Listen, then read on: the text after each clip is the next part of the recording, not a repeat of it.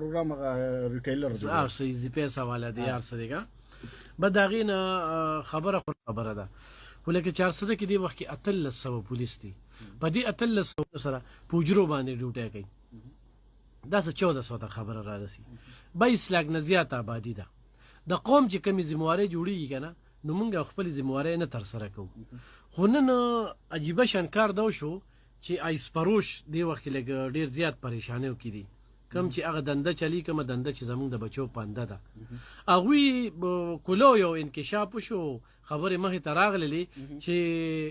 یو پرچارې نن یو خوب او خراسې په 400 کې دغه که چې بس هلته غلا وشوه دلته غلا وشوه دلته غلا وشوه د 4 غلاګانو پکې تردیدونه وشو چې لکه دا غلا کله شوي وو د دې که ملزمان هم دغه شوي دي په بټاګرام کې هم داسې یو غلا شوي وو چې د هغې هر څه دغه شوي نو یکدم چې کوم دی بعضې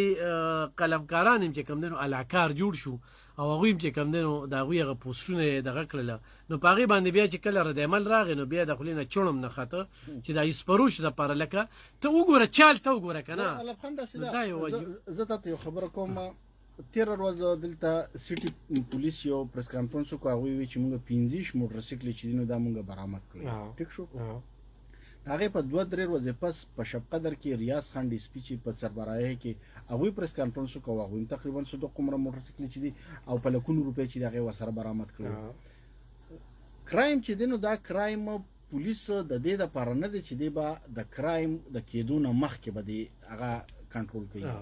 هغه په ډېر ریئر کیسز کې داسې کېږي لکه اوس مثال په طور یو 2 فریقه انخښتي دي او چا پولیس ته اطلاع وکړه چې یاره تاسو راشئ پولیس بر وخت رانغی او د هغه د لاسه هغه مسله چې ده هغه فایرنګ ته لاړه د خولې د خبرونه یا د هتاپۍ نه فایرنګ ته لاړه څنګه چې لکه دغه واقع وشوه د ترنه والا واقع په روژه کې چې وشوه باقي ګوره کرایم کېدل چې دي دا به خامخا به کرایم کېږي اوس د هغې نه پس د پولیس سټریټجي څه ده پولیس د مظلوم سره ودرېږي نه ودرېږي پولیس چې دی نو د مظلوم سره امداد کوي که نه کوي یا د هغه رویه د مظلوم سره ټیک ده د ظالم سره خو نه دی وله دا خبرې چې دی نو دا به یا په پولیس باندې د نیوکو کېدی شي په دې باندې بیا خبر هم کېدی شي اوس پاتې شوه باقي د ایسپروشو خبره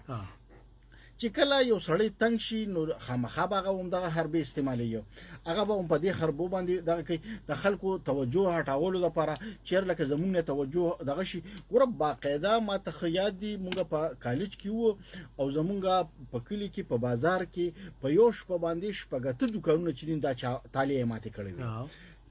تالې یې ماتې کړې وې په هغه وخت کې نور اللهي خان چې دی که تا پېژنده نو هغه ایسچو په تنګي کې او کله چې د هغې هغه انویسټیګیشن کېده نو حنیف الله حسرت چې دی د جمعیت العلماء اسلام ډېر لوی ستر دغه دی هغې به دغه کو نو چې هغې م ورسره په دې کې لکه د بازار په یونین په توګه باندې او دفتر خو ټول زموږ په ځای کې نو دې مشرانو چې به کله خبرې کولې نو بیا دا خبره هغه ټیم کې راښکاره شوه چې دا هر څه د دې ایسچو صاحب خلاف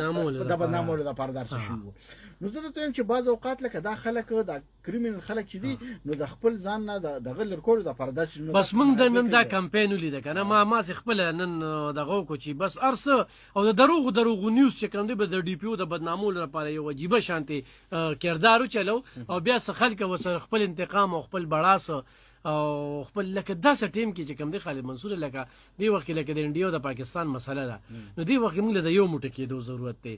اوس موقع چې موږ دغه کړو نو دلته کې موږ بیا خپل کار وباسو ښه دا ولې ده دغه کار څنګه دی نو نن ما ولیدل چې خلک